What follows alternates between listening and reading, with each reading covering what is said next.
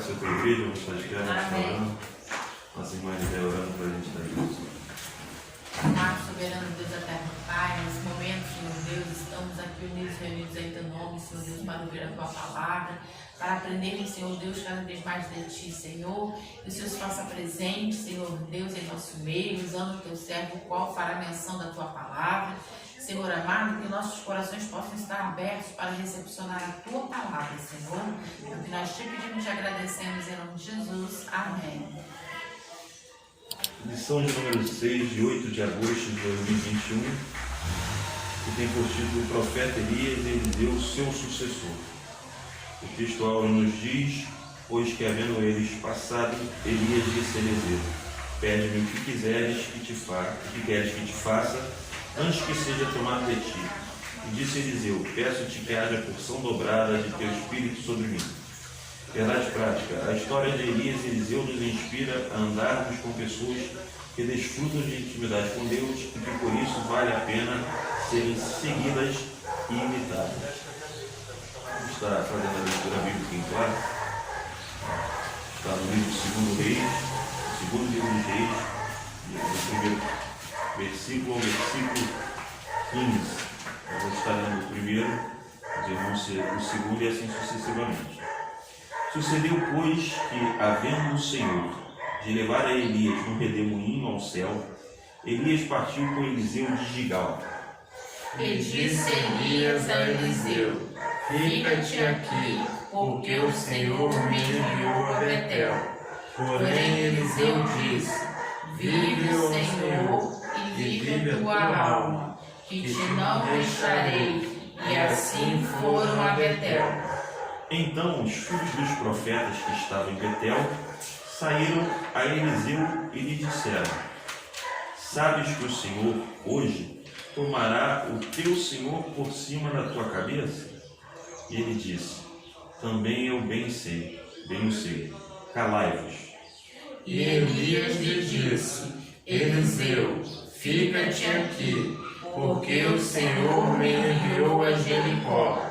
Porém lhes disse: vive o Senhor e vive a tua alma, que te não deixarei. E assim vieram a Jericó. Então os filhos dos profetas que estavam em Jericó se chegaram a Eliseu e lhe disseram: sabes que o Senhor hoje tomará o teu senhor por cima da tua cabeça? E ele disse: também eu bem o sei, calai-vos. E Elias disse: fica-te aqui, porque o Senhor me enviou ao Jordão. Mas ele disse: vive o Senhor e vive a tua alma, que te não deixarei. E assim ambos foram juntos.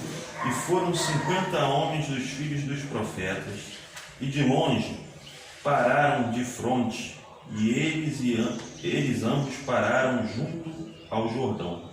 Então Elias tomou a sua capa e a dobrou, e feriu as águas, as quais se dividiram para as duas bandas, e passaram ambos em seco.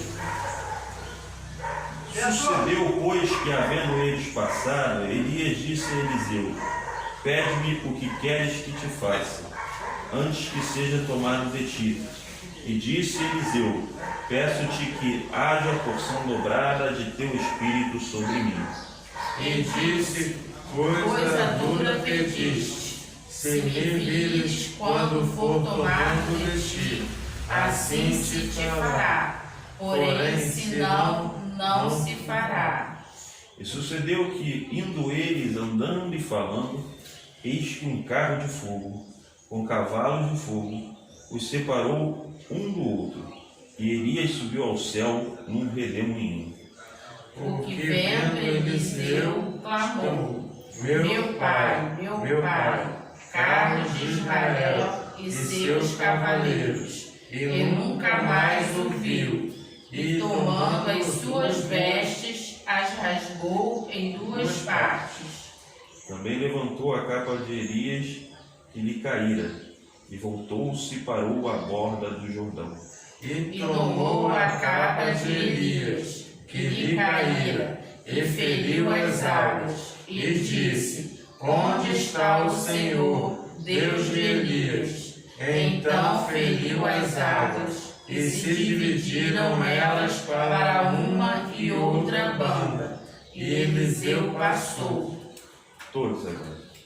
Vendo, Pois os filhos dos profetas que estavam de fronte em Jericó disseram: O espírito de Elias repousa sobre Eliseu. E vieram-lhe ao encontro e se prostraram diante dele em terra. Vamos apresentar. Ai, Jesus. Bom, a escola hoje vai tratar sobre a pessoa de Eliseu, bastante sobre a pessoa de Eliseu, e fazer um comparativo com a pessoa do profeta Elias. Interessante quando Deus ele fala para Elias: unge Eliseu em teu lugar, ou seja, coloca ele no teu lugar.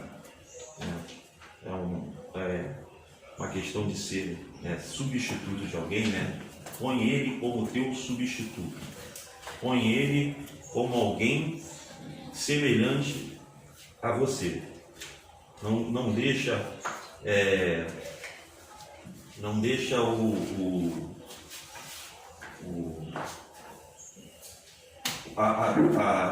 não deixa a minha função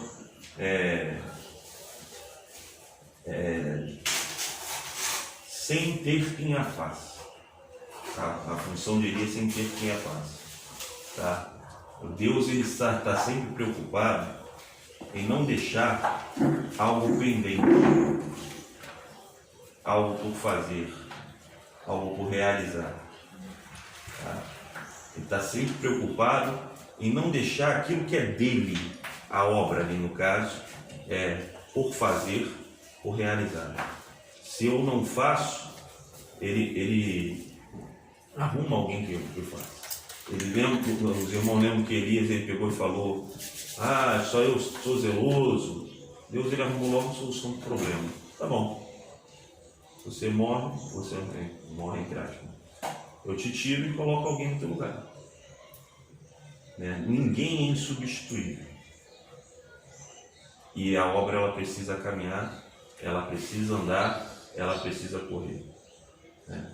E quando fala de obra, com relação a uma série de coisas.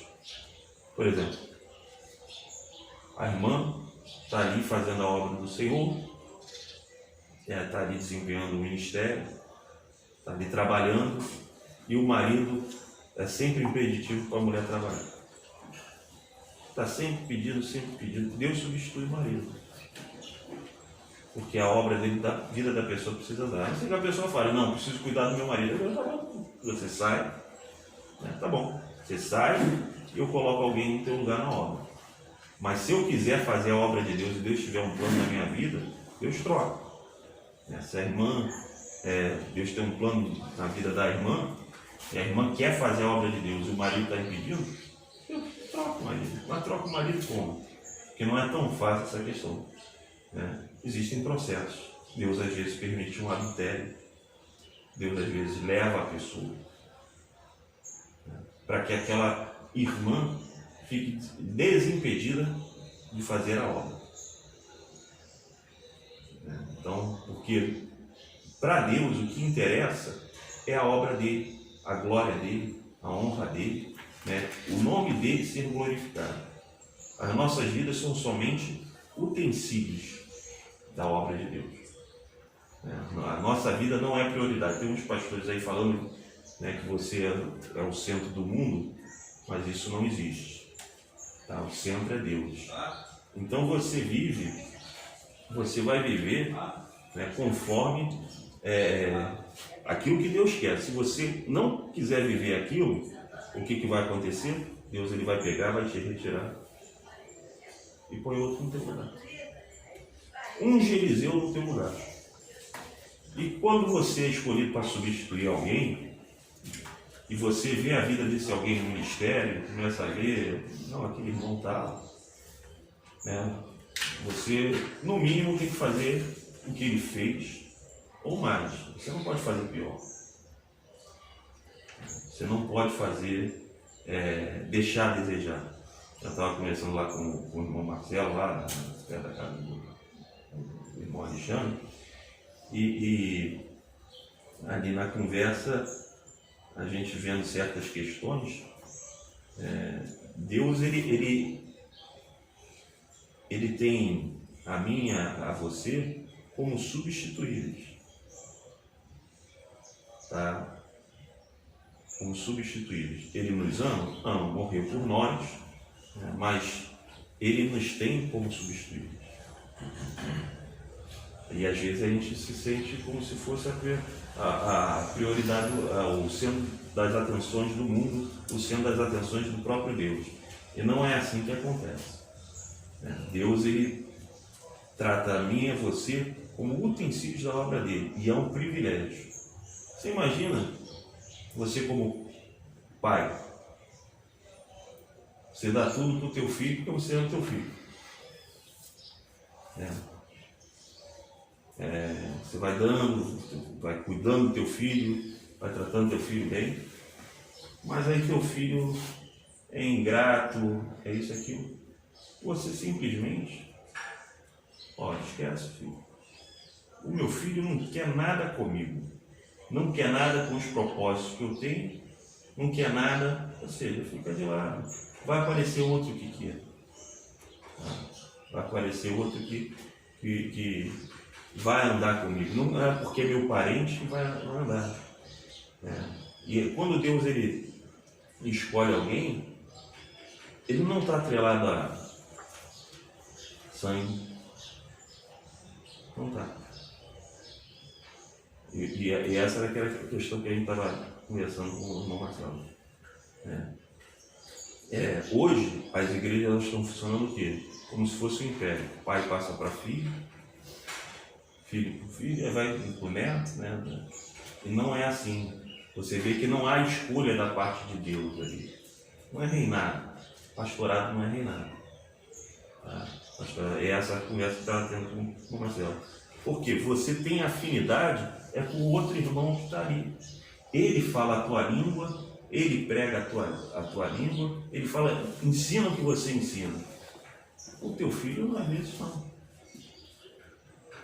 Tá? O teu filho às vezes não. Então, Deus ele substitui a pessoa e não vê vínculo sanguíneo. Não vê nada. Ele pega uma pessoa, tira lá do mundo e coloca no lugar. Eliseu não era parente de Elias. Não era. E Deus ele colocou Eliseu no lugar de Elias. Vai lá onde Eliseu. Às vezes a gente pensa da seguinte maneira: não, Deus ele vai colocar fulano, ele vai colocar ciclano, ele vai colocar beltrano. Aí Deus pega alguém de outro ministério, vai lá e traz e coloca esse alguém. O pessoal da casa fica tudo enciumado. O pessoal da igreja fica tudo enciumado. Está Alexandre aí há 30 anos aí comigo, vamos supor. Aí Deus manda um de outro ministério. Não, Deus mandou passar para ele. O Alexandre fica surtado, porque ainda pensa assim, estou aqui há 30 anos trabalhando, 30 anos ajudando esse infeliz, e esse infeliz não reconhece isso. 30 anos nisso aí. Mas a visão é errada, porque a obra não é do pastor Vladimir.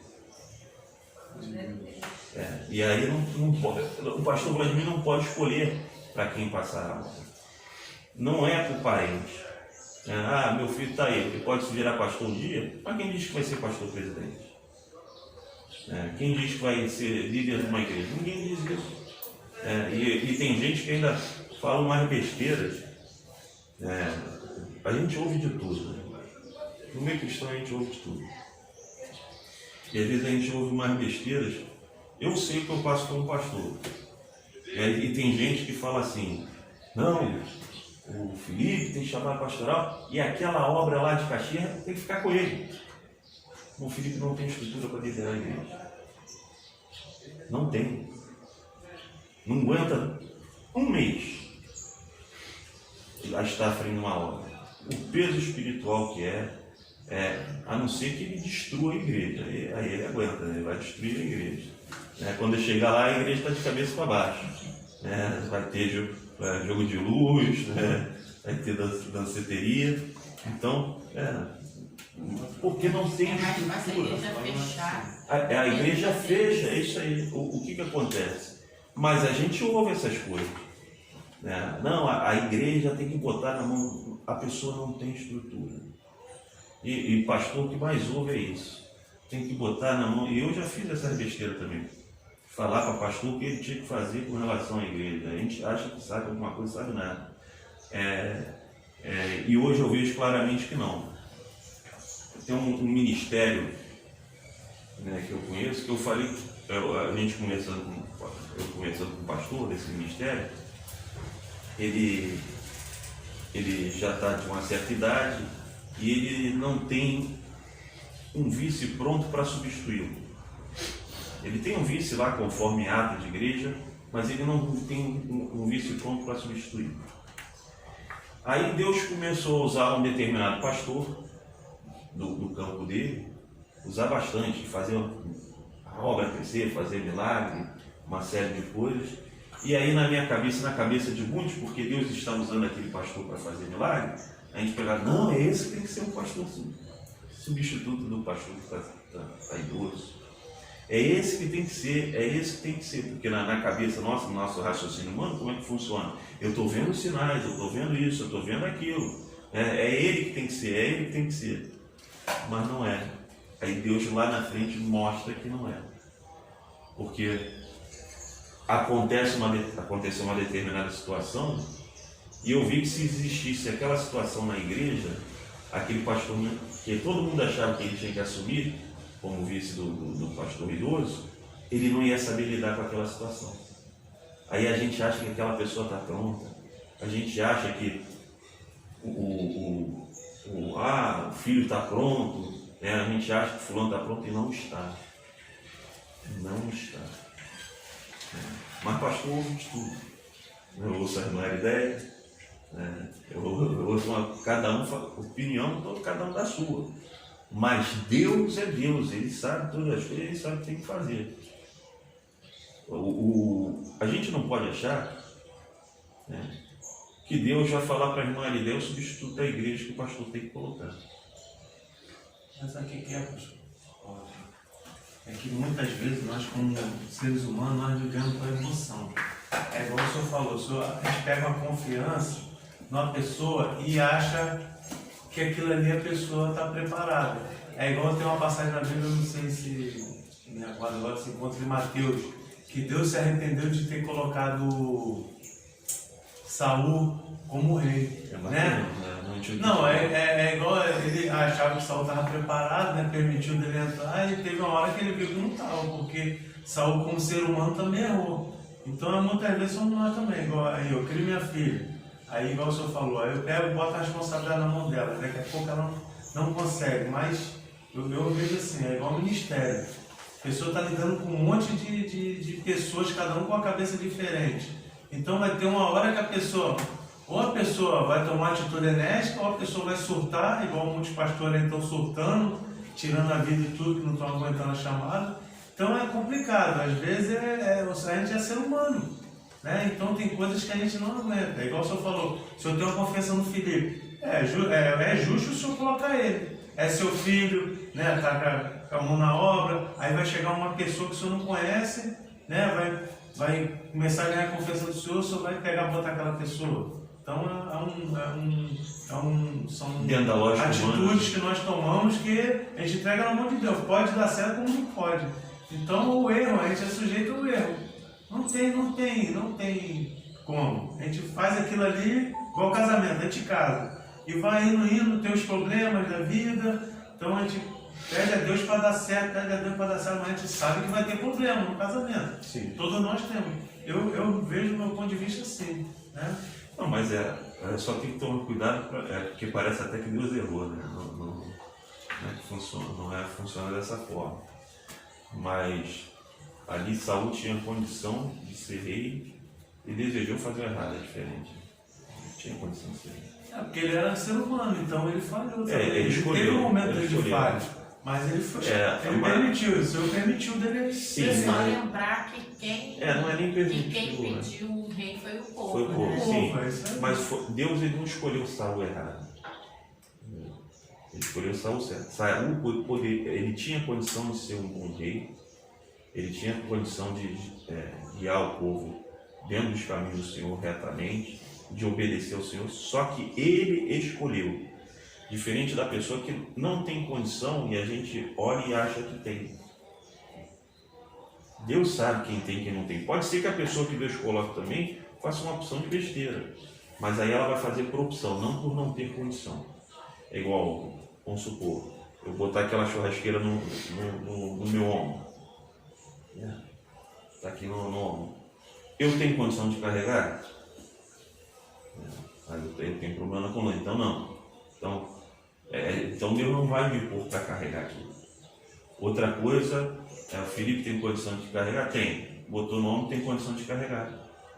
Mas aí ele é negligente no carregar, ele deixa cair por negligência, por não prestar atenção, por não segurar firme.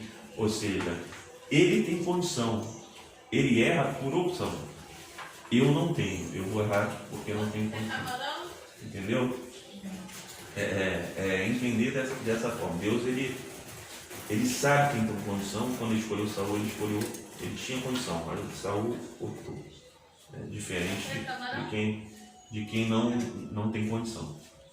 Mas o que você falou no primeiro instante aí, na visão humana é isso aí. A pessoa vai colocar alguém de confiança, alguém que chegou. Vamos estar lendo a introdução agora, faça mais ideia da leitura.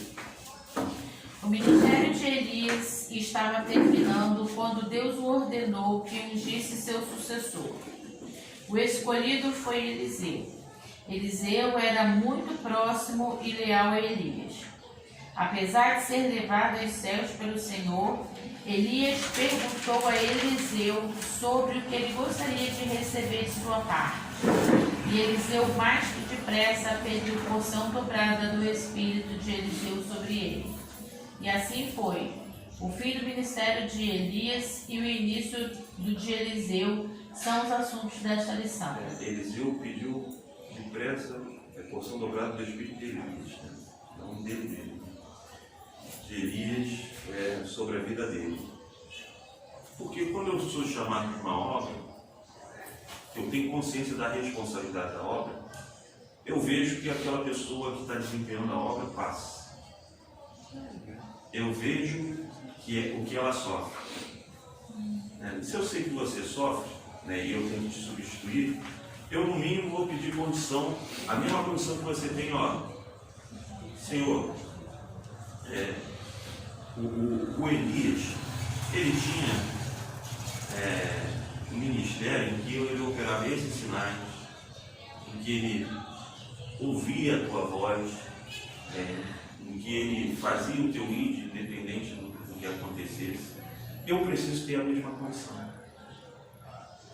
E Eliseu ainda foi além, eu quero mais, eu quero ter 2 vezes a condição desse homem. 2 vezes. Porque talvez ele tenha olhado e falado assim, olha, eu estou vendo Elias, mesmo com essa comunhão toda com Deus, passar algumas situações até de se isolar em caverna. Então, eu preciso ter mais força do que ele. Então, me dá uma porção dobrada, Deus. Me dá mais, porque senão possa ser que eu não consiga suportar. E ele faz prova, quando ele vai atravessar o Jordão, ele pega, onde está o Deus dele? Ou seja, se o Senhor me escolheu, dá um sinal. Eu preciso de um sinal de que o Senhor tenha me escolhido. Eu preciso de um sinal em que eu veja que o Senhor é comigo. Então, essa questão do sinal, ela precisa aparecer. Moisés ele falou com Deus o seguinte: se o Senhor não for à frente do povo, eu não consegue ver. E a gente precisa de sinal. Moisés já tinha uma série de sinais. Estava ali na presença do próprio Deus e tem coisas ali que ninguém viu. Ele ficou 40 dias, 40 noites com Deus ali. Mas a gente precisa pedir um sinal a Deus. Senhor, para fazer isso, eu preciso de um sinal. Qual é o sinal que eu tenho, que eu preciso receber, que eu venho a ter, para entender que eu preciso ajudar a irmã Thalita? A irmã Thalita veio até você, que é outro sinal.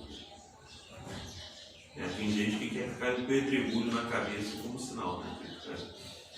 Não enxerga sinal algum.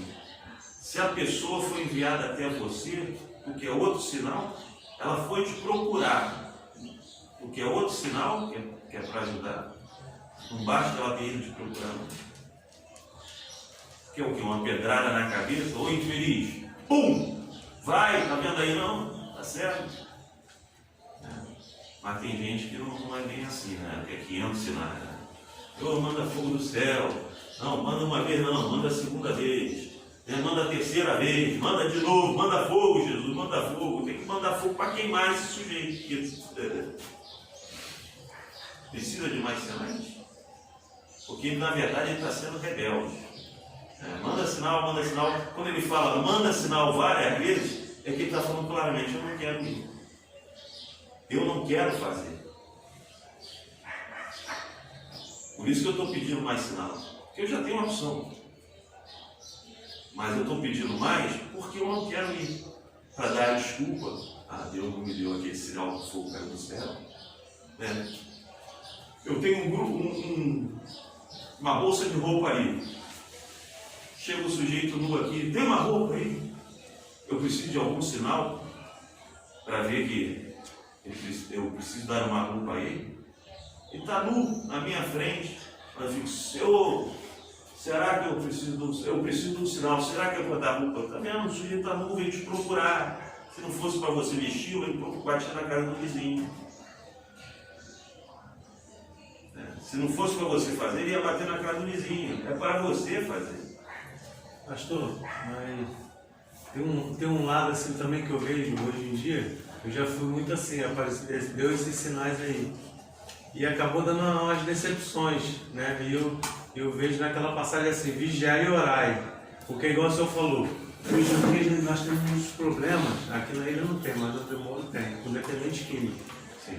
E já apareceu de acontecer isso aí, a pessoa no dependente químico chegar e falar assim: pô, você não tem roupa aí não? Para dar? E eu peguei e dei uns 2 sacos de roupa. Depois eu fui ver com a infeliz estava pegando e vendendo. Sim, entendeu? Então tem que vigiar. Essas coisas acabam decepcionando a gente. Sim. É igual comida. Aí chega igual ontem, a gente foi jogar lá o lixo lá, o cara falou assim: pô, não tem comida não. Já aconteceu de pegar, igual naquele dia aconteceu com a irmã Ideia, né? Que eu fiquei meio com o cara, já aconteceu isso. Você dá um lanche fechado, o cara pegar ali, esperar você virar nas costas e vender. Às vezes é um sinal, mas aí você acaba atribulado com aquele atribulado ali. Então hoje em dia nós temos que vigiar. Compreender o seguinte: eu também, não é tal história. Não é chegar uma pessoa vestida e pedindo couro. O sujeito chegou aqui nu. Fica muito evidente que ele ali não está com a intenção de pegar roupa para vender. Não é qualquer coisa, nem qualquer coisa que é sinal. Porque o usuário de drogas pediu uma coisa, não é sinal algum. Mas não é fazendo distinção se é usuário ou não. Às vezes o usuário também está necessitado. Às vezes está, mas o que eu estou falando é o seguinte: não é sinal. Porque todo usuário de drogas, ele tem a prerrogativa. Ele quer alguma coisa para barganhar para comprar droga. Então é uma situação diferente. É uma situação diferente. Outra coisa é o sinal evidente. A pessoa está nua. Está nua. A pessoa está nua. Ela está nua, chegou nua. Não é algo que ela está te pedindo que você não sabe. Aqui está bem claro. Com relação a algo, isso é complicado. Bom, alguém bate lá na tua casa, mas irmão Alexandre, dá para tu fazer uma oração ali na minha casa? Aí você às vezes está assim, Senhor, será que eu tenho que trabalhar na tua obra? Será que eu tenho que fazer isso? Será que eu tenho que fazer aquilo? Aí a obra foi bater na tua porta. Vai lá orar. Vai lá orar. A obra foi bater na tua porta. Foram te chamar para orar.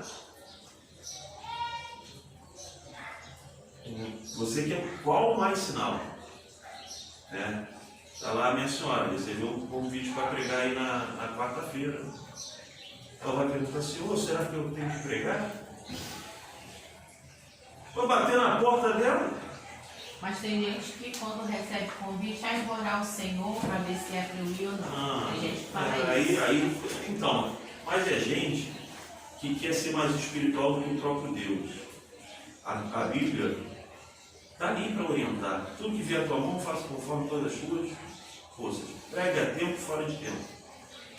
Não tem outra passagem. Ou seja, se te chamarem para pregar, não tem que recusar. Não tem que recusar, não tem que se falar. Vai falar o quê? Não, o Senhor me falou que não. Está querendo espiritualizar. Porque funciona da seguinte maneira.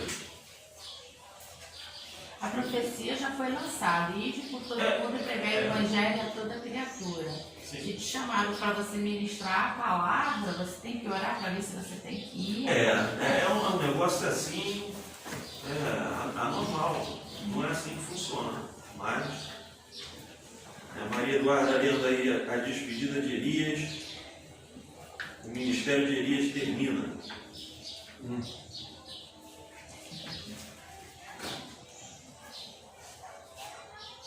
ministério de Elias termina. Elias realizou grandes feitos em seu ministério profético. Mais alto. Foi vitorioso diante dos profetas Baal e Azar.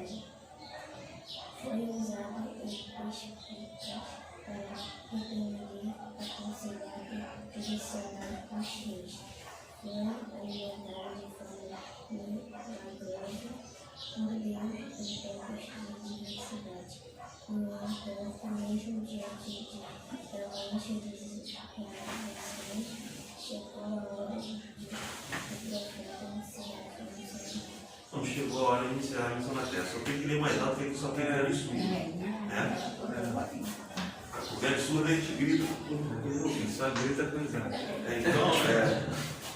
Então, o que acontece? Chegou a hora, aí a gente tem que saber a hora de entrar, a hora de sair. Tudo tem o seu tempo determinado. A gente tem que saber. Não pode extrapolar o tempo, senão você vai dar problema. E também não pode antecipar o tempo, porque senão você vai ter problema.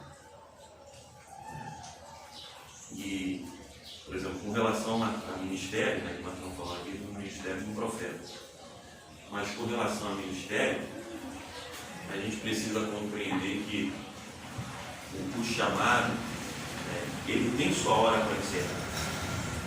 Ele tem o seu momento de encerrar. Ele não vai ficar eternamente, não. É entender que acabou. Acabou, você passa adiante. Mas tem gente que fica insistindo ali, fica ali, não passa. Não, acabou, passa adiante. Mas como é que eu vou saber que a hora acabou? Você já tem um substituto para passar. Moisés já tinha Josué. Assim funciona. Você já tem um substituto. Ele já está ali. Então, é somente dar o tempo.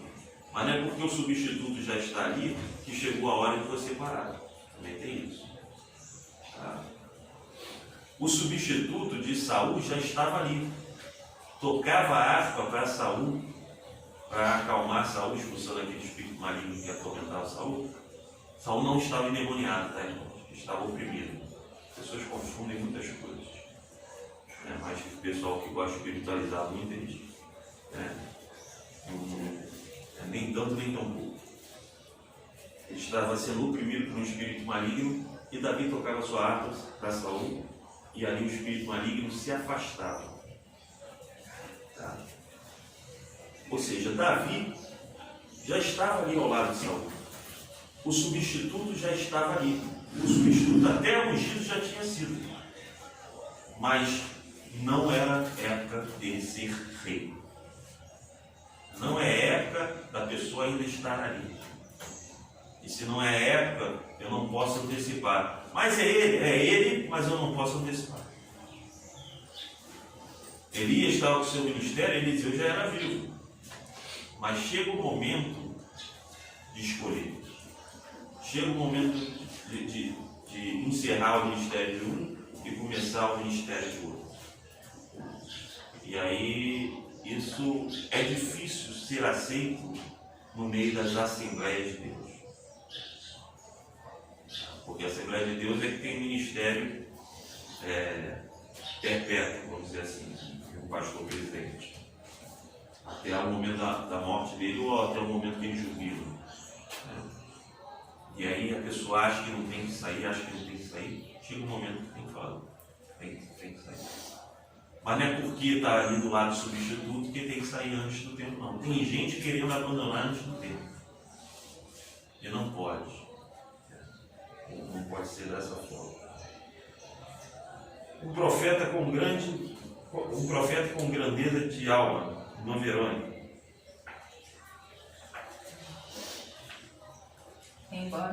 Embora Elias seja considerado um dos maiores profetas do Antigo Testamento, a ponto de aparecer no Monte das Transfigurações ao lado de Jesus e Moisés, ele não proferiu nenhuma profecia de longo prazo. Ele provavelmente não escreveu nenhum livro. Isso nos ensina que a grandeza de um profeta não é medida somente pelo tempo de cumprimento das suas profecias, mas principalmente pela integridade e grandeza da sua alma. Então, não é pelo milagre, não é pelo cumprimento das profecias na vida dele, mas pela integridade dele. Isso é meio complicado, porque nos dias de hoje as pessoas não estão muito preocupadas em manter a integridade, não. Em ser íntegro. E aí, quando fala de ser íntegro, eu preciso vigiar uma série de coisas. O que é uma série de coisas? Eu preciso vigiar no meu pensar, para que minha maneira de pensar seja íntegra. Eu preciso vigiar no meu falar. Eu preciso vigiar no meu conversar. Como assim conversar? O Salmo primeiro fala assim: bem-aventurado o homem que não anda segundo o conselho dos ímpios, não se senta na roda dos escarnecedores. Ou seja, eu tenho que vigiar com quem eu converso também. Às vezes eu estou ali no grupo de pessoas conversando, e existe um momento para tudo. Às vezes não é aquele momento que eu preciso sair para preservar a minha integridade, porque tem sempre gente olhando a gente. Tem sempre alguém olhando a irmã Thalita, a irmã Verônica, o irmão Felipe, tem sempre alguém te olhando. Põe isso na cabeça. O pastor Vladimir, tem sempre alguém olhando. E aí, como tem sempre alguém me olhando, eu tenho que ter o cuidado e o zelo de estar aqui numa determinada situação, e aí chega 2, 3 pessoas que estão conversando, eu estou ali conversando, eu tenho que dizer, eu não posso estar aqui. Se eu ainda eu tenho alguma coisa para falar com uma dessas pessoas, ou com essas pessoas, eu procuro um momento posterior em que eu converso com essa pessoa sozinha, né? Mas aqui eu não posso ficar. Dá licença, eu vou aí. Para preservar integridade. Até o tipo de assunto eu tenho que vigiar. Crente não conversa sobre todo tipo de assunto. Os irmãos já ouviram falar em mais conversações? Crente não pode conversar coisa má. Não pode estar no meio dessas conversas. Porque se o crente estiver no meio dessas conversas, ele fere a integridade dele. E aqui está falando do sujeito, que a característica boa do profeta é a sua integridade e grandeza de alma. A minha integridade eu preciso preservar. Eu preciso preservar a minha integridade no falar. E aí eu tenho que vigiar com certos palavreados que eu falo.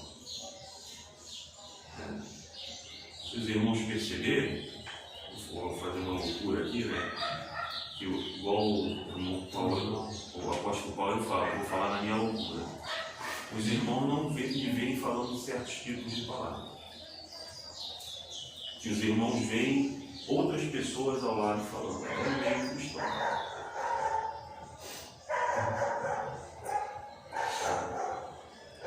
E aí eu falo como Paulo, seja verdadeiro. Muda o linguajar.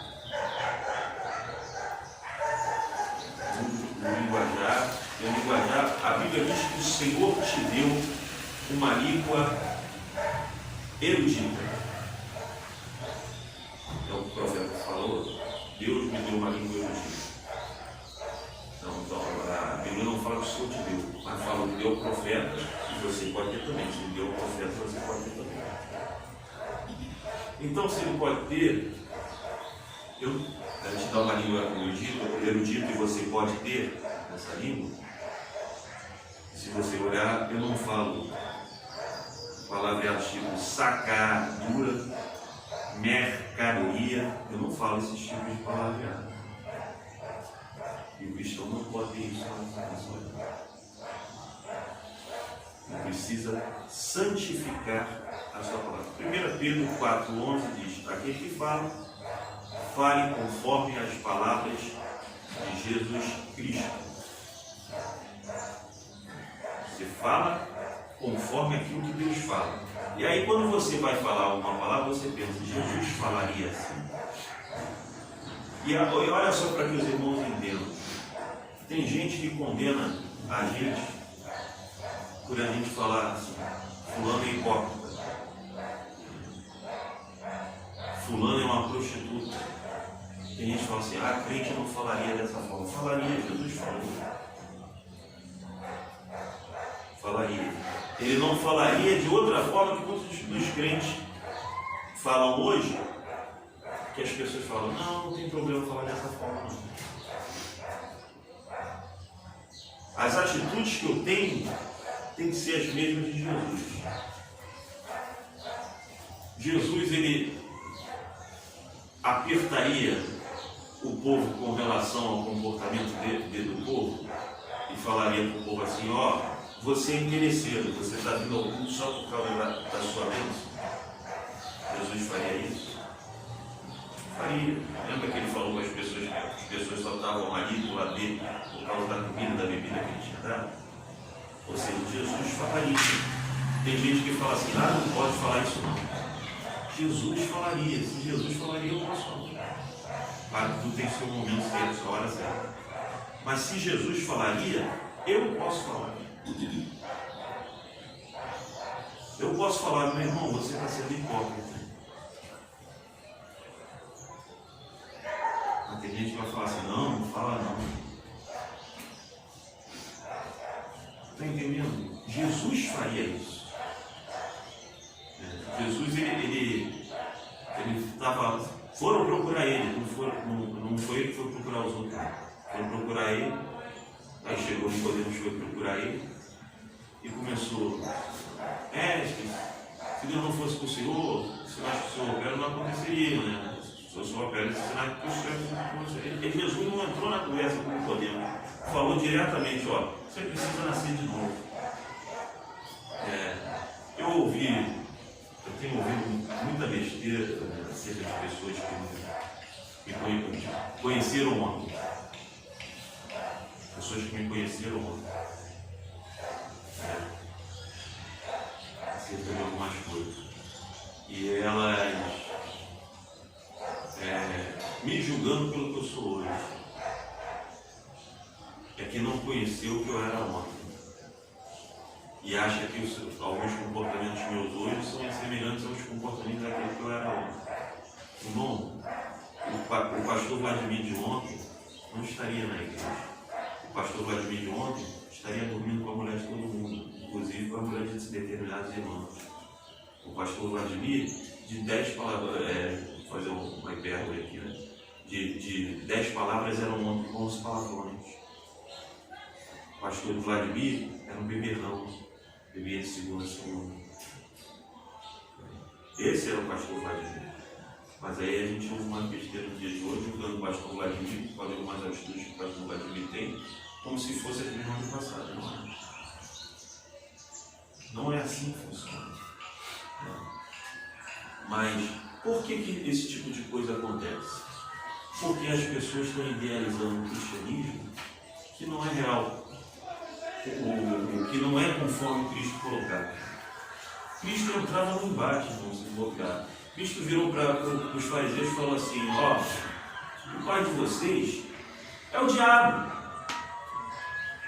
Nele nunca houve verdade, desde o princípio. Jesus ele virou e falou: o vosso pai é o diabo, dele nunca houve verdade, desde o princípio. E fala do que lhe é próprio, porque é pai da mentira. Ele é pai da mentira. Aí imagina você ouvindo assim, vendo um cenário assim, você vendo dois crentes falando, pô, tá vendo dois crentes? Aí ele vira para você assim: o teu pai é o diabo. Pô, o que os crentes de hoje falam? Não pode falar assim, não. Os crentes de hoje falam assim: não pode falar assim, não. A gente está invertendo, mas aí pode falar os 500 palavreados que a televisão nos ensina, que os filmes nos ensinam, que a gente vê tanto filme que adota palavreada gíria do filme. Né? Ué, o pessoal não fala em deu ruim? Deu ruim, com frequência? Isso vem lá de fora para dentro da igreja. Os crentes tudo falam deu ruim agora. Deu ruim. O crente, aliás, ele parece que absorve, parece uma esponja. A esponja, viu que a esponja ela lava e absorve a sujeira do que está lavando. O crente parece que absorve a sujeira toda daquilo que está lavando. Aquilo que tem que ter ruim em contato. Deu ruim, tá ligado, né? Tá ligado? Não faz não. Tá ligado. E não é naquele que tá ligado. E não é aquele. Não, a gente gosta do tá ligado. E não é aquele negócio de estar ligado com Deus, não. Tá ligado, mano? Tá ligado, mano? Tá ligado? De malandragem, tá ligado de malandragem. Então, você vê que hoje o raciocínio do Evangelho, a gente imagina um Jesus que não existe. Irmão, eu teria medo de confrontar Jesus está aqui e chegar perto dele. Vou tomar uma lapada. Se eu der bom dia, eu dou uma lapada. Foi assim com Nicodemos. A pessoa, Jesus, eu em frente a Nicodemos era mestre de Israel.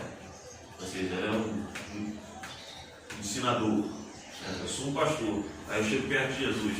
Eu dou bom dia a Jesus e ainda quero elogiar Jesus. Né? Ah, Senhor bom. Né? Eu vejo. Na hora ele ia falar o meu problema. Ia falar assim, sei que não serve. Igual eu falo para Nicodemos, nasce de novo. E ainda fala assim, pô, tu ensina e não sabe dessas coisas? Tu é mestre de Israel e não sabe dessas coisas. eu ia tomar uma pancada. Pastor, uma dúvida aí. Me diz aí, na Bíblia diz, não se assente à roda dos escarnecedores. O que é a roda dos escarnecedores? É um grupo de pessoas que vivem em função de escarnecer. Vivem em função de Escarnecer, zombar, zombar, de desfazer das coisas que são retas, né? Escarnecer não é assim, Mais conversações. Mais conversações é uma coisa. mais conversações é outra. outra. Eu posso ter mais conversação com pessoa que não é esclarecedora. Posso ter. É isso aí, porque já aconteceu um exemplo, eu estar no meio de ímpio e não ter palavras assim mundanas. E estar no meio de crente e ter conversas que não é conversas de Deus, conversas de. Eu posso estar. Por isso que às vezes eu ficava na dúvida assim, né? Que a gente tem que, estar na roda assim de conversar só com crente. Mas às vezes a gente conversa com ímpio, que é mais uma conversa saudável do que às vezes com certas pessoas que estão na igreja. Porque eles não estão na igreja, né? E isso já aconteceu. Então são duas coisas diferentes. A má conversação eu posso ter com crente. Posso ter. É algo difícil. Eu vou falar que é algo que eu tenho que vigiar bastante. E às vezes a gente vai ficando cansado espiritualmente falando. E quando a gente vai ficando cansado, a gente vigia pouco. E quando a gente vigia pouco, a gente vai cedendo ao cansaço. Então tem que se fortalecer para poder voltar à integridade que tinha. Isso é complicado. Mas são situações que a gente vive muito complicadas. Muito complicadas. E aí precisa se fortalecer. Por isso que a Bíblia ela fala para um auxiliar o outro. Viver um exortando o outro. O que é exortar? Exortar não é ficar apontando o erro do outro. Mas não é exatamente isso. É você falar, chamar a pessoa para fazer o certo. Bom, a pessoa não está aguentando levantar, você, vambora, levanta. Ou seja, você não está dando mão para ninguém. Exortar é você chamar a pessoa a responsabilidade daquilo que é certo. Aí às vezes vem com uma bronca, né? Você não pode fazer isso. Mas na verdade o objetivo principal não é citar o erro da pessoa, é falar, vem e faz assim comigo. E às vezes eu estou fraco e não estou em condição de fazer daquela maneira. Quando eu chamo, vem e faz assim comigo. Estou fraco e preciso de alguém para me exortar a fazer o certo. E me ajudar, me auxiliar. Ninguém é autossuficiente, ninguém é super-homem. Pensar dessa forma, ninguém é super-homem. Tem gente que quer ser. A pessoa que quer ser super-homem, que quer ser pastor, que quer ser profeta, que quer ser o que for, ela se autoafirma. Eu sou, Deus falar comigo, eu não vi Elias anunciar para o público que Deus falava com ele, Eliseu, Deus fala comigo, hein? Olha só aí, Deus fala comigo, hein? Deus fala comigo, não é assim que funciona. Porque não existe super-homem. A pessoa que muito se exalta, os humilhados serão exaltados, e os soberbos e os exaltados em si, Deus abate. Deus abate. Nós não somos autossuficientes. Eu tenho ouvido algumas coisas nos últimos dias muito complicadas. Muito complicadas mesmo. Visto nos comportamentos dos crentes, muito complicados. O pior comportamento é esse da pessoa se achar alguma coisa.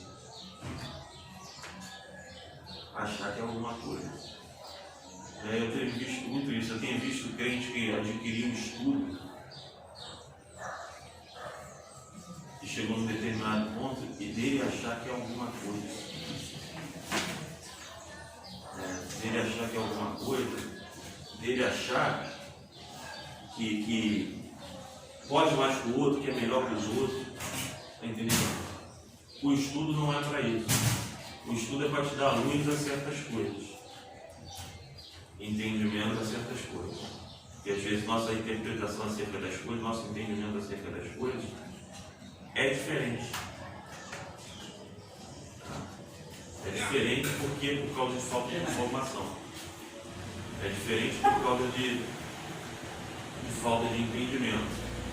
O nosso estudo acerca das coisas é para trazer luz a algumas situações que vão nos dar até outro entendimento que a gente não tinha antes. Por exemplo, dá um exemplo bem claro. Tem um versículo que fala na Bíblia assim: um ao outro ajudou e ao seu companheiro disse: esforça-te. Às vezes a gente usa isso como um versículo como referência: ó, tem que ajudar meu companheiro. Mas não é isso. Não é isso. Porque ali o texto ele fala do um ajudando ao outro para fazer uma estátua para ser adorada. Entendeu? Para fazer uma estátua para ser adorada. Ou seja, se eu não conhecer, eu acabo utilizando o versículo da maneira errada.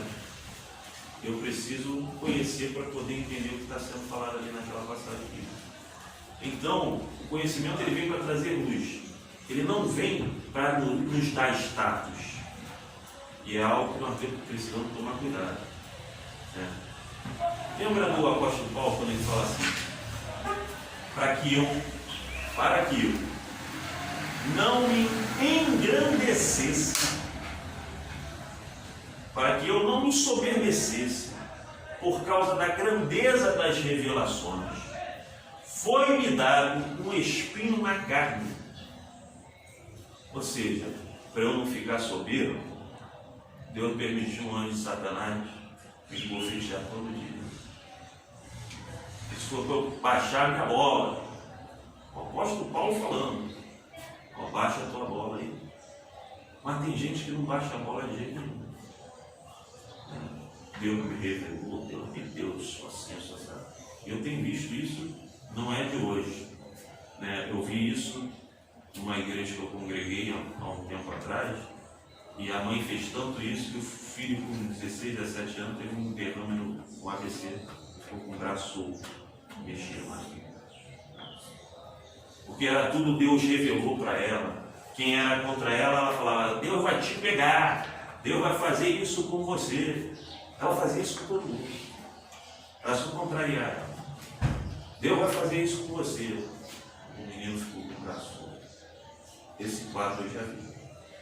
E ela falava: se mexer comigo, mexeu com Jeová. Lembra disso, pessoal? Mexeu comigo, mexeu com Jeová. Eu continuo vendo esse comportamento dos crentes, de gente falando assim: eu sou a menina dos olhos de Deus. O teu irmão não é não. Que soberbo, hein? O teu irmão não é?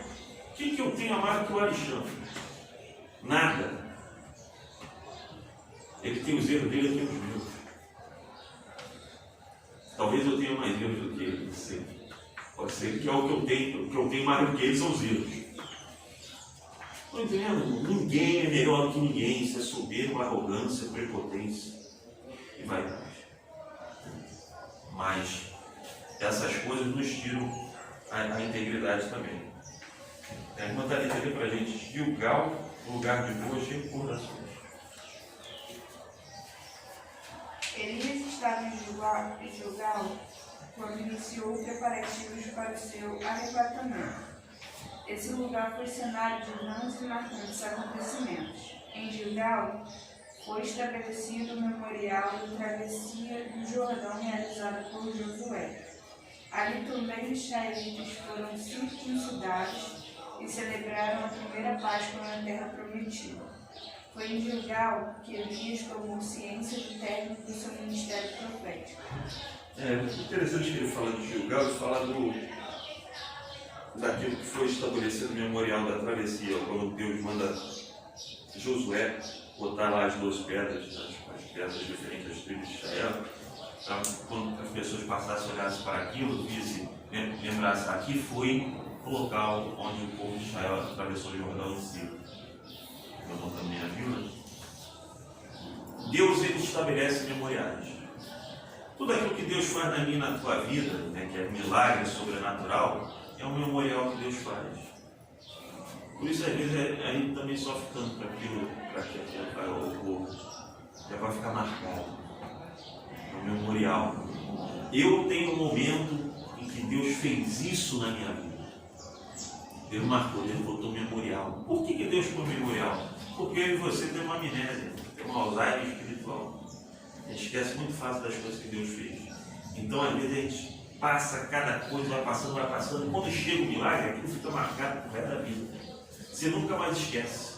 Aquele é o teu memorial. Por que fica aquele memorial? Porque quando você estiver passando a dificuldade, lutando contra os povos da terra, igual Josué, vamos para o lugar de Josué, você estiver lutando contra os povos da terra que você tem que conquistar, da terra prometida, e você estiver falando, a batalha está muito difícil, a dificuldade só está crescendo, o povo inimigo só cresce, você vai lembrar daquilo que Deus fez lá atrás, porque você tem um memorial na sua vida. E aí você vai lembrar e vai recordar. Eu não paro de lutar porque eu lembro daquilo que Deus fez na minha vida. Eu não paro de caminhar porque eu recordo daquilo que Deus operou. Eu lembro das 12 pedras que Deus botou na minha vida. Eu lembro do dia que Deus se apresentou a mim em sonho. Eu lembro do dia que Deus abriu uma porta de emprego que eu pedia muito a Deus. Eu lembro do dia em que eu tive uma experiência com Deus, que a minha cunhada teve um AVC, que ela ficou com a boca assim. Não sei se os irmãos lembram do Chico Anísio, que tinha um quadro que falava, eu toco sax. Ele tinha a boca torta assim e ficava, eu toco sax. A minha cunhada ficou com aquilo, igual o personagem do Chico Anísio, e o globo ocular aqui no canto. Dois virados para cá, um AVC. 7 semanas de oração. Só 7 semanas de oração. O médico falou o seguinte, ó, isso daí só vai ter uma melhora daqui a 7 meses. E aí eu tive um sonho, acho que na segunda semana de oração de campanha, em que eu havia curada, em todo lugar virava para ela, Tina, você está curada. Meu olho voltou para o lugar, a boca voltou para o lugar. Irmão, deu 7 semanas na campanha de oração, estava tudo no lugar. O médico estava esperando ainda mais ali 5 meses para dar um bom resultado. Eu volto para o lugar. São memoriais que Deus vai colocando na minha e na tua vida. Você está com um grupo de crianças tocando na rua e daqui a pouco uma mulher manifestando endemoniada. Coisa que você não vê em igreja alguma, de as pessoas tocando e espíritos malignos saindo. Você não vê. Eu lembro dos memoriais que Deus foi botando na minha vida. E você não pode esquecer dos teus. Porque é esse teu memorial que vai te dar força para continuar enfrentando o que tu enfrenta todo dia. Que às vezes a luta diária basta cada dia o seu mal. Às vezes o mal de um dia é maior do que do outro. E aí é compreender. Você precisa seguir em frente. Lembra do que eu fiz. Lembra do que eu fiz. O que eu fiz para você lembrar. Eu não fiz somente para você ser beneficiado. Eu fiz para manifestar a minha glória e para você lembrar que eu posso fazer. Porque senão tu esquece. Tem algo. Nosso irmão Felipe deu para a gente ele pedindo ousado de Eliseu. Pode ler os 3 tópicos. 2. O pedido ousado de Eliseu. 1. A fidelidade de Eliseu. Antes de Deus levar Elias no redemoinho ao céu, ele mandou o profeta fazer uma viagem da cidade de Gilgal a Betel. Elias disse a Eliseu que ele não precisava ir, mas Eliseu respondeu, não te deixarei. Durante a viagem, Elias disse 2 vezes para Eliseu voltar, mas ele recusou. Para Eliseu, era uma honra servir Elias, porque esse era o trabalho que Deus lhe tinha dado para fazer. 2. A porção dobrada. Quando Elias percebeu que Eliseu realmente não o deixaria, em razão de sua lealdade e companheirismo, lhe deu o direito de pedir qualquer coisa que desejasse. Eliseu então disse, peço-te que haja porção dobrada de teu espírito sobre mim. O que realmente Eliseu estava pedindo. Em Israel, 2 partes de uma herança eram para o filho primogênito. Assim, Eliseu estava pedindo para ser herdeiro de Elias, ou seja, para ficar no lugar dele como profeta. Ele também pediu para ter o espírito ou atitude de Elias, porque queria a mesma coragem e zelo pela verdadeira adoração. 3.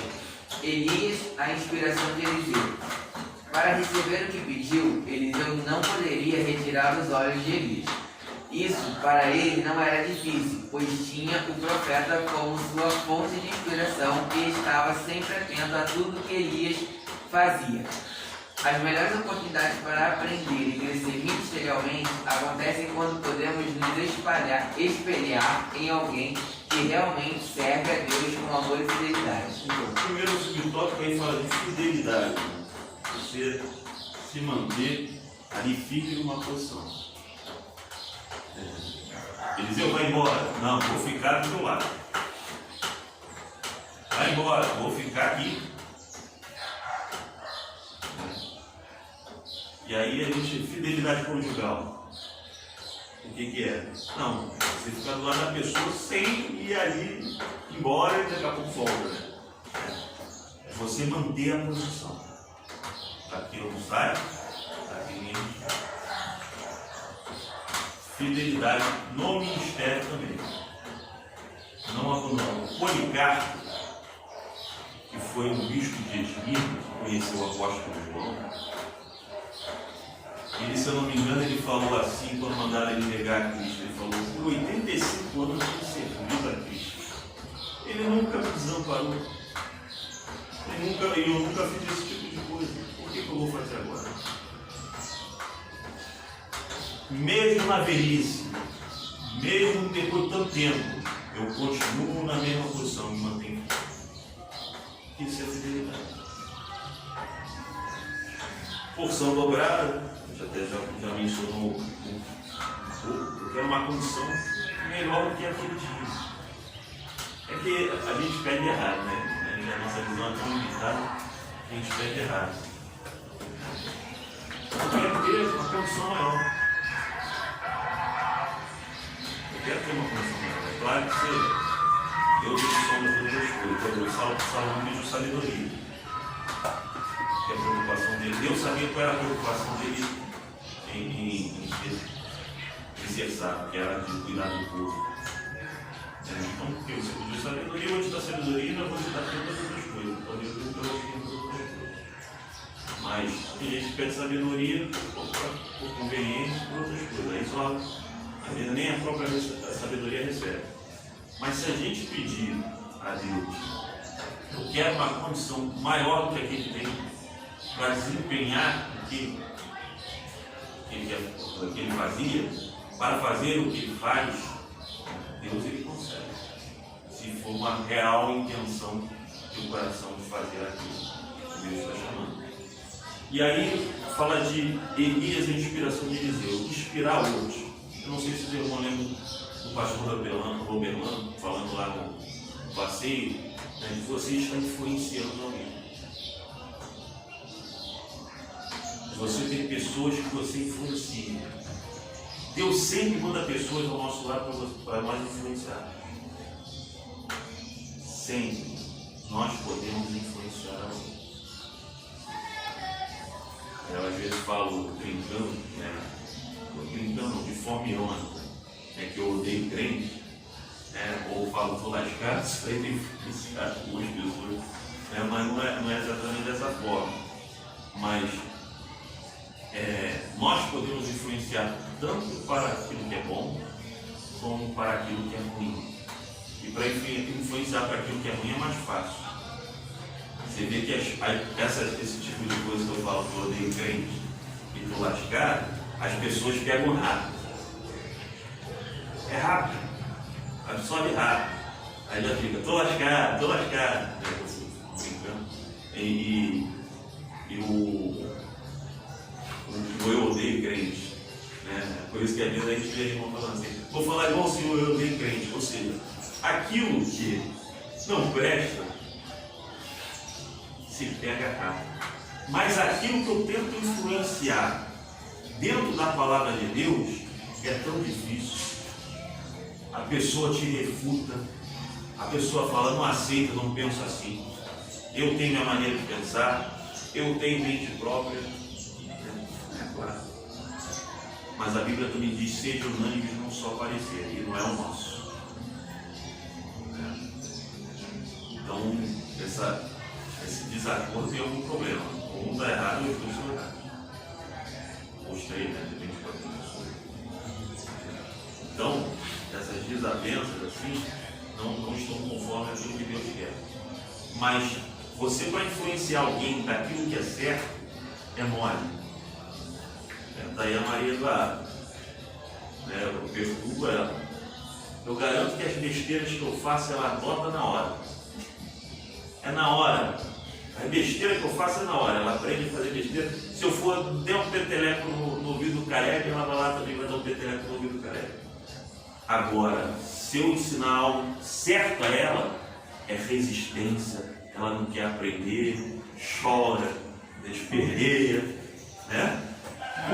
Mas igual a ela, e ela é uma criança, igual a ela é o adulto também. Só que o adulto tem outra maneira de espernear. Você tenta ensinar aquilo que é certo, a pessoa refuta, não aceita, resiste, não quer. Influenciar para aquilo que é certo é muito difícil. Bom é quando a gente pega o Eliseu da vida e que tem o desejo de aprender. Eu quero aprender desta pessoa. E quero viver aquilo que ela me ensina.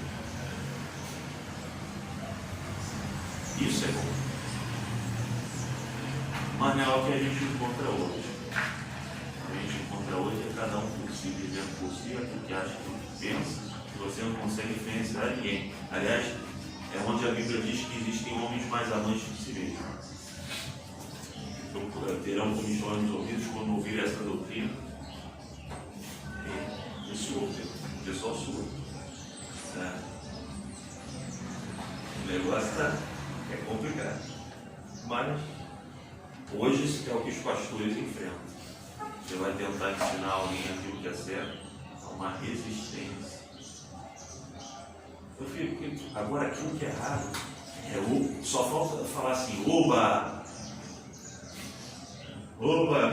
me ensinou alguma coisa que eu gosto. E aí, estou errado aí, você não pode. Mas você não precisa disso. Assim, uma ideia ali pra gente. Quero chame, pastor.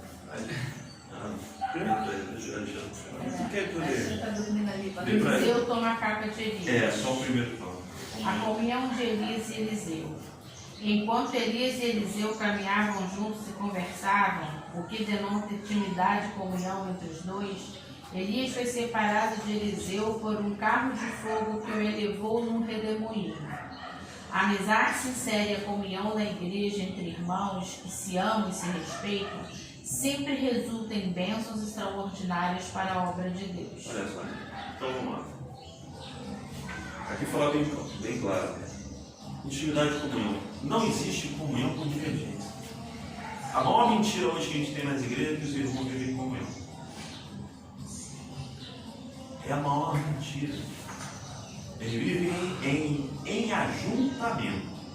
Em comunhão não. Comunhão não tem divergência. Comunhão você tem um parecer só. O que a gente tem nas igrejas hoje é o quê? Eu sou de Apolo, eu sou de Cefas, eu sou de Paulo, e tem um pessoal, né, que ainda fala, eu sou de Jesus. Já viu aquele pessoal? Eu tenho comunicação direta com Deus. Ouço Deus, ele fala comigo, não obedeço o pastor, não obedeço ninguém. Entendeu esse pessoal? É o super saiyajin dos crentes. É o que eu acho que né, uma vez, uma ideia eu vi bem clara, a irmã falou, comigo não tem pastor, não tem ninguém. Lembra disso, irmão? Então, por que eu falo isso? Porque crente é tão problemático que a aula está sendo filmada. A gente fala umas coisas e de repente, dependendo de quem assistir a aula, acho que é para ela. Né? Mas isso aí a gente vivenciou em várias igrejas. Crente é o mesmo padrão de erro o tempo todo. Está entendendo? Ele é a mesma coisa ontem, é a mesma coisa. Não é Jesus Cristo, mas é o mesmo ontem, hoje e eternamente. Esse é o crente. Ele é sempre da mesma forma. Tu muda de igreja, os erros dos crentes são os mesmos. Os mesmos. Né? A soberba, a arrogância, não se submete. Né? Hoje, só que hoje está muito intenso e o pastor se matar, tentar suicídio. Para mim já está crente. Mas, então por isso que eu estou colocando dessa maneira. A irmã lembra, a irmã Aridéia lembra que isso foi. Isso aconteceu no passado, acontece hoje também. Os erros dos crentes não tem pastor, não tem ninguém, está sempre em divergência, está sempre em desacordo. E o pastor bom é aquele que não apacenta. Por que é aquele que não apacenta? Porque apacenta senta ali, mas Alexandre, isso está errado. Esse é o que apacenta. O que não apacenta, ele deixa você vivendo aí. Basta dar o dízimo lá, ele nunca vai sentar com você e vai falar para você que está errado. Você está errado, você está errado. Nunca vai falar. Apacentada trabalha, é igual cuidar de filho, igual o Felipe falou naquela aula lá do menino que eu creio que vai estudar trabalho para adulto. Então, dá trabalho, cuidar de crente dá trabalho. Senta aqui, isso está errado, dá trabalho. Mas tem gente que não quer nem ouvir. Está cheio. E fala bem claro, eu não concordo. Eu sempre, quando ele chamava a atenção das crianças, né, e eu sempre, não sei se o Felipe vai se lembrar disso, eu sempre falava com a Ariana e com o Felipe o seguinte, eu falava assim, olha só, teu pai ama mais vocês do que eu. Porque eu ensino e falo, só que eu me canso e largo a pessoa se lascar. Eu por exemplo, estou com a Verônica, né? Então, ela me pergunta as coisas e eu ensino para ela como mulher mais velha, que a Bíblia diz que a gente tem que aprender com as mulheres mais velhas, né? As mais novas com as mais velhas. Eu vou e ensino a Verônica, eu falo, eu mostro. Eu digo assim, Verônica, olha, eu erro nisso daqui, você não pode fazer a mesma coisa porque eu estou errada, eu sei que eu estou errada e eu preciso melhorar. Eu estou orando para Deus me ajudar a melhorar, tirar isso de mim. E vou ensinando, né? Mas quando eu vejo que a pessoa não quer nada, eu largo para lá, ou quando a pessoa fica irritada porque eu falei, e eu falei isso para meus próprios filhos, meus rebentos, nasceram de mim, né? Eu falo assim, olha, não falo mais, é problema de vocês, né? Por quê? Porque chega uma hora que realmente você ensinar, você inculcar na cabeça, é difícil, dá trabalho, né? E eu creio que esse trabalho que a gente tem para ensinar filho é o mesmo trabalho que se dá o pastor de ensinar as ovelhas, né? Eu não sei se você lembra disso, você lembra disso que eu falava isso? Né? Então o pai ama mais vocês do que eu, porque ele é incansável, ele luta, ele está sempre ali, ele não se importa que vocês vão ficar com raiva dele, não importa que vocês vão reclamar dele, né? O que importa é que ele vai inculcar a verdade, vai ensinar o que é correto, né? Ele dá trabalho, isso é um problema muito sério. Por exemplo, você foi escolhido para instruir, aí está o Alexandre instruído a Thalita sobre alguma coisa.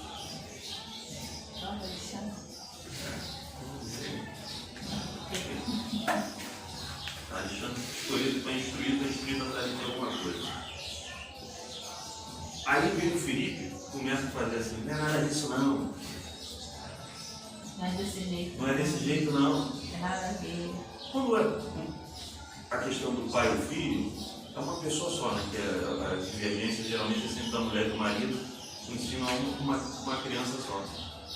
Imagina um pastor com várias ovelhas, e uma pessoa ali falando, não é assim não. E quando tem marido, ó, Jesus tinha 12.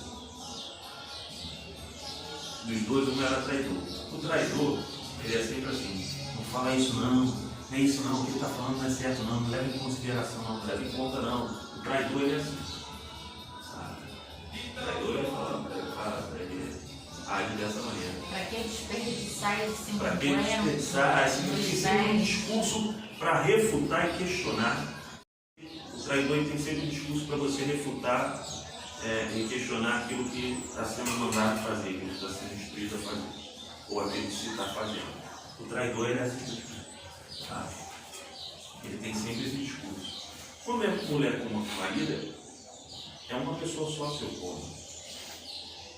Na igreja, de 12, vamos considerar como se fosse essa proporção.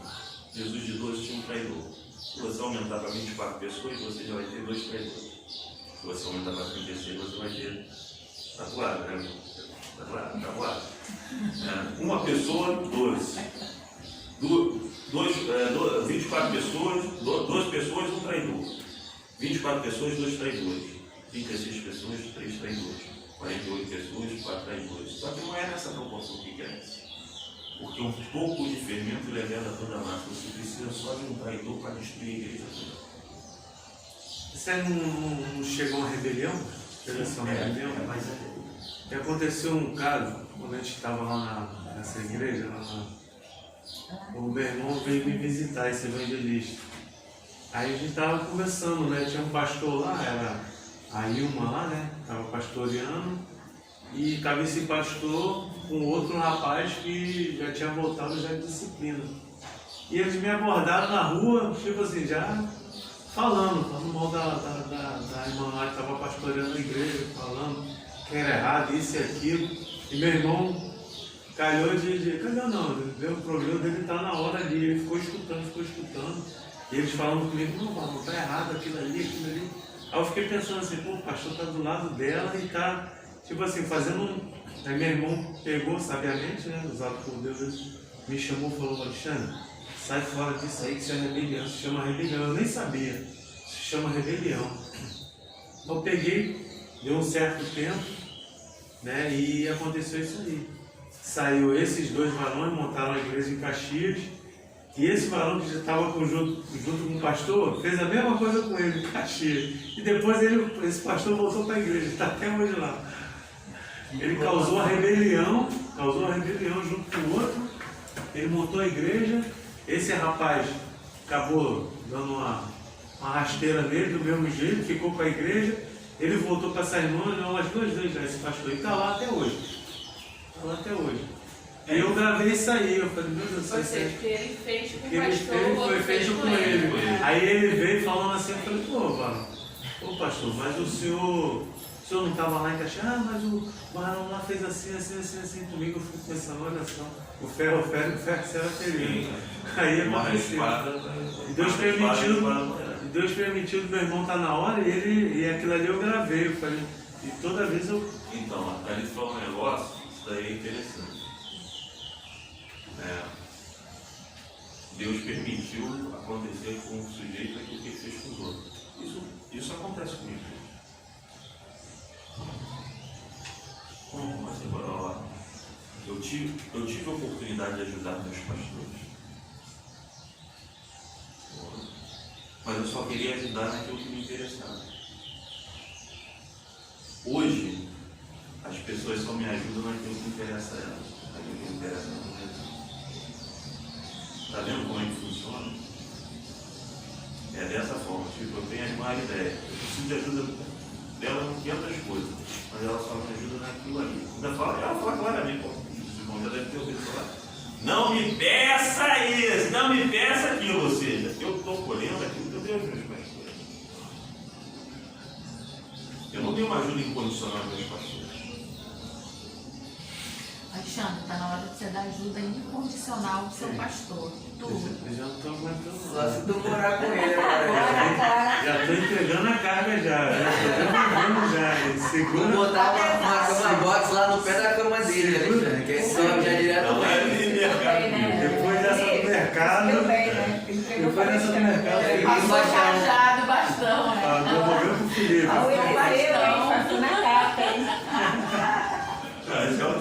Mas é o que a gente colhe. A gente acha que não vai colher, isso é o problema.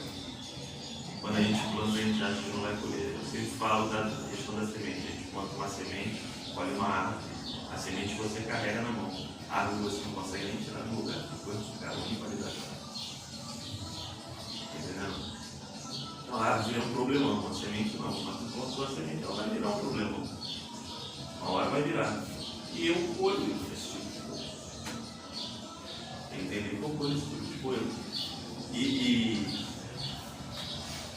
colho de uma forma que a árvore ela nunca, ela sempre dá muito mais trabalho do que a semente.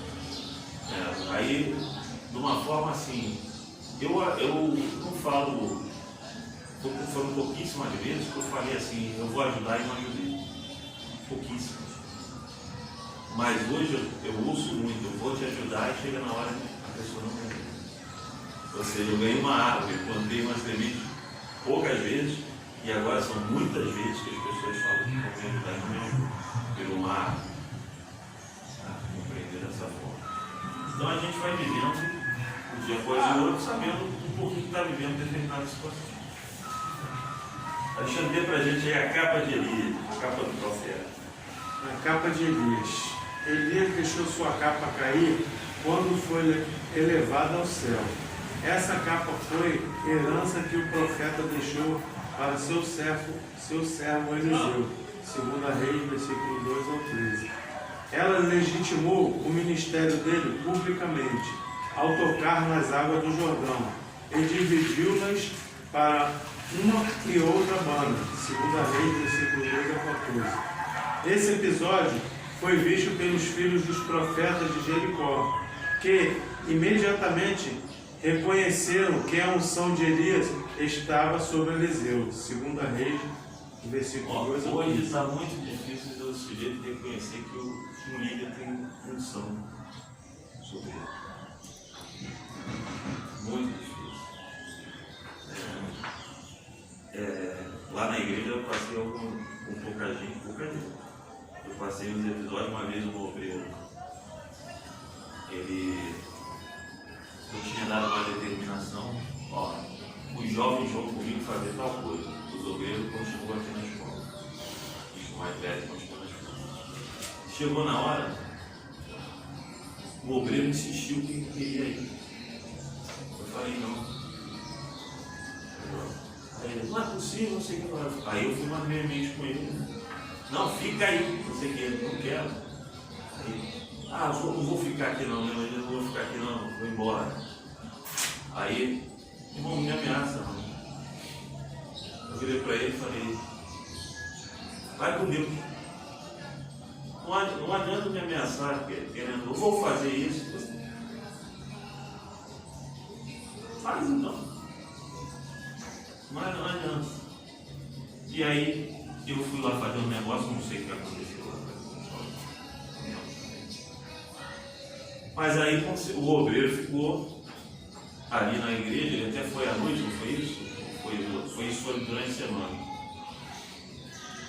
Não sei se não foi no domingo à noite, não foi, acho que foi durante a semana. E aí foi um pregador de fora, eu nem estava no culto, e Deus falou poderosamente, e o obreiro depois falou, depois dessa palavra, falou para a igreja, depois dessa palavra, eu não posso sair. Ou seja, Deus teve que fazer algo para ele reconhecer o chamado de uma pessoa, que a pessoa surgida para aquilo. E hoje está muito difícil. Está muito difícil. Tem gente que acha que é o corpo de Cristo sozinho. A Bíblia fala que uns Deus por apóstolo, outros por profeta, outros por mestre, outros por pastores. Tem gente que se acha isso tudo em si próprio. Então tem gente que é pastor da sua própria vida, não obedece a ninguém, não obedece a instrução de ninguém. Tem gente que se acha mestre, só aprende o que ela própria ensina a si mesma, não aceita ensinamento algum, ou seja, é mestre da própria vida. É profeta, está sempre afirmando, Deus me fala, Deus isso, Deus me aquilo. Tem gente que acha que é a própria igreja, mas a Bíblia fala bem claro, Deus deu uns para isso, outros para aquilo, cada um tem que chamar. Você pode até ter mais de dois, mas você não vai ser o corpo de mais de um, mas você não vai ser o corpo de Cristo sozinho. Você não vai ser a igreja sozinho. Você vai depender, a obra vai depender do outro irmão ser algo que você não é. Mas você não quer o outro irmão, mas a obra depende do outro irmão. Tem gente que faz tudo. E uma das coisas que eu preciso, e deixo bastante evidente, por exemplo, o Felipe faz ideia, eu preciso de gente tocando, eu preciso de gente fazendo outras coisas. Eu sei tocar, sei, mas eu não sou o corpo de Cristo assim. Eu mal faço aquilo que eu fui chamado para fazer. Mal faço. Mas se eu tiver que fazer mais outras coisas, é coisa pior. Então, não funciona dessa maneira. E quando as pessoas reconhecem, que eu falo aqui, os profetas reconheceram a unção de Elias sobre Deus, quando as pessoas reconhecem que você foi chamado por Deus e que elas têm que te ouvir por causa daquilo que Deus te chamou, é uma benção. Agora, quando não, é o cão. É o cão. É um negócio assim anormal. Eu tenho que reconhecer quando a outra pessoa fala que não é certo. Mas não é assim que acontece. Bom, conclusão. O que identifica o profeta de Deus atualmente não é o uso de uma capa, mas o modo de viver, suas virtudes e comportamento. A exemplo de Eliseu, devemos nos espelhar em homens e mulheres de Deus que sejam genuínos imitadores de Cristo. E não apenas isso, precisamos também ser exemplo para os outros, refletindo a imagem do Senhor não somente nas palavras, mas principalmente nas ações. Então, comportamento, virtude, deve ser a nossa prioridade. Não saber o que é certo, mas sim viver o que é certo. Essa deve ser a nossa prioridade. Ter virtude por parte de Deus, de coisas, talentos, dons espirituais, manter integridade no comportamento, integridade na palavra. Se você falou que vai fazer, faça. Sim, sim, não, não. Então não abre a boca, porque o que passa aí é procedência maligna. Se você falou que vai na igreja do fulano tal dia, vá na igreja do fulano tal dia. A não sei que aconteça alguma coisa. Mas uma vez a Aridéia, eu fiz um evento, e a Aridéia, um pastor falou que ia me ajudar e tal, chegou no dia e não foi. Não ajudou no evento. Ele até foi no evento, mas não ajudou. Ele ia ajudar, ele não ajudou. E aí a Aridéia falou bem claro para ele: o meu marido, se ele desse a palavra ao Senhor que ia te ajudar, ele ia estar lá para te ajudar. Aí o pastor ficou meio assim sem graça, porque ele não está acostumado a ouvir isso. Se ele deu a palavra, ele ia cumprir. Aí, tipo assim, você não deu e não cumpriu. Não importa a dificuldade, ele ia estar lá. Não importa a dificuldade. Ele não. O crente agora é assim, ele dá a palavra e depois, comprei uma janta de boi, acabei de casar, me tem por estudar. Sempre está sempre dando desculpa. O crente está sempre dando desculpa. Deu palavra, cumpre. Então fica calado. Palavra boa. A gente ouve aí algumas coisas. Vou te ajudar na tua igreja. Vou lá, não sei o quê. Mentira descarada. E aí quer ensinar, quer pregar, quer profetizar. E eu só não. Vive o que prega. Viva o que prega. É assim que funciona. Você tem que viver o que prega. Aí quer cantar, quer tocar. Não, viva o que prega. Você falou que vai fazer, faça. É igual, Deus me deu uma revelação. Eu tenho que sustentar a Thalita, igual a figura de Sarepta lá. Eu tenho que sustentar a Thalita 3 anos. Deus me deu a revelação. Aí chega no primeiro mês, a Thalita estava morrendo de fome. Eu não ajudei, foi em nada. Deus me revelou mesmo? Ficasse calado.